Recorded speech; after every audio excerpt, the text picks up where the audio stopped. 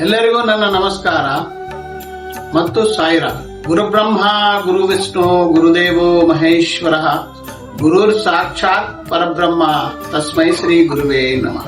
Last ವಿಡಿಯೋದಲ್ಲಿ ನೀವು ನೋಡಿದ್ದೀರಾ, ನೌಕರಿ ಸಂಬಂಧಪಟ್ಟಿದ ವಿಷಯ ನಾನು ಮಾತಾಡಿದ್ದೆ. ಈಗ ವ್ಯಾಪಾರ ಸಂಬಂಧಪಟ್ಟಿದ ವಿಷಯದಲ್ಲಿ ನಾನು ನಿಮಗೆ ತಿಳಿಸ್ಕೊಡ್ತಾ ಇದ್ದೆ. ಯಾಕಂದ್ರೆ ಒಂದೊಂದು ಲಗ್ನಕ್ಕೆ ಒಂದೊಂದು ವ್ಯಾಪಾರ ಅಂತಿರುತ್ತೆ. ಅದರಲ್ಲಿ ನಾವು ಕೇಂದ್ರ ಸ್ಥಾನ ನೋಡ್ಬೇಕಾಗತ್ತೆ.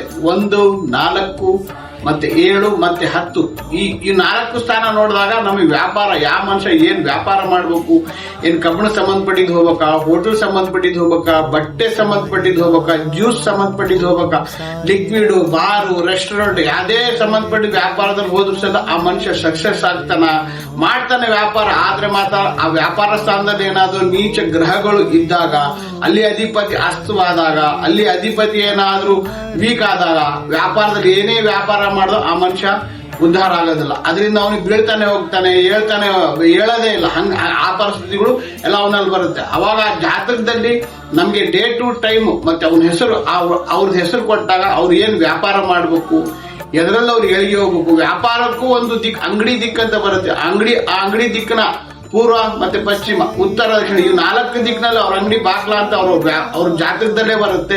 ಅದನ್ನ ನೀವು ತೋರಿಸಿದಾಗ ನಮ್ಗೆ ಗೊತ್ತಾದ ಇವ್ರು ಈ ದಿಕ್ಕಿನಲ್ಲಿ ಈ ವ್ಯಾಪಾರ ಮಾಡದೆ ಈ ಟೈಮ್ ನಲ್ಲಿ ಮಾಡಿದಾಗ, ಅದು ಗುರುಬಲ ಇದ್ದಾಗ ಮಾಡಿದಾಗ ಅವ್ರ ವ್ಯಾಪಾರದಲ್ಲಿ ಅಭಿವೃದ್ಧಿನೂ ಆಗತ್ತೆ, ಯಶಸ್ಸು ಸಿಗತ್ತೆ ಮತ್ತು ಉದ್ಧಾರ ಆಗ್ತಾರ ಅಂತನೂ ಬರುತ್ತೆ.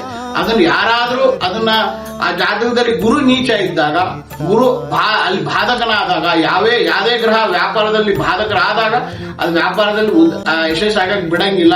ಆದಷ್ಟು ಅದನ್ನ ತೋರಿಸ್ಬಿಟ್ಟೆ ನಾವೇನು ವ್ಯಾಪಾರ ಮಾಡ್ಬೇಕು, ನಾವೇನು ಯಾವ ದಿಕ್ಕಲ್ಲಿ ಅಂಗಡಿ ಇಡ್ಬೇಕು ಅಂತ ನೀವು ತೋರಿಸಿ ನಿಮ್ ಮುಂದರಿದ್ರೆ ಮಾತ್ರ ನಮ್ಗೆ ಟೈಮ್ ಚೆನ್ನಾಗಿದೆನಾ, ಈಗ ಈ ವ್ಯಾಪಾರ ಮಾಡಕ್ ಟೈಮ್ ಅನುಕೂಲ ಇದೆನಾ ಅಂದ್ರೆ ನಮ್ಗೆ ಗುರುಬಲ ನಮ್ಗೆ ನೋಡ್ಬೇಕಾದ್ರು. ಗುರುಬಲ ನಿಮ್ಗೆ ಚೆನ್ನಾಗಿದ್ರೆ ನೀವು ವ್ಯಾಪಾರ ಮಾಡ್ಬೋದು, ಮುಂದೆ ಅದರಲ್ಲಿ ಎಳಗಿನೂ ಮಾಡ್ಬೋದು. ಓಕೆ, ನಿಮ್ ಇಂಟ್ರೆಸ್ಟೆಡ್ ಇದ್ರೆ ಡೇಟು, ಹೆಸರು, ಟೈಮ್ ಕೊಟ್ಟಾಗ ನನ್ನನ್ನು ಕಾಂಟ್ಯಾಕ್ಟ್ ಮಾಡಿ, ನಾನು ನಿಮ್ಮನ್ನ ಎಲ್ಲದನ್ನು ತಿಳಿಸಿ ವಿಸ್ತಾರವಾಗಿ ತಿಳಿಸ್ಕೊಡ್ತೇನೆ. ಓಕೆ, ಸಾಯಿರಾಮ್.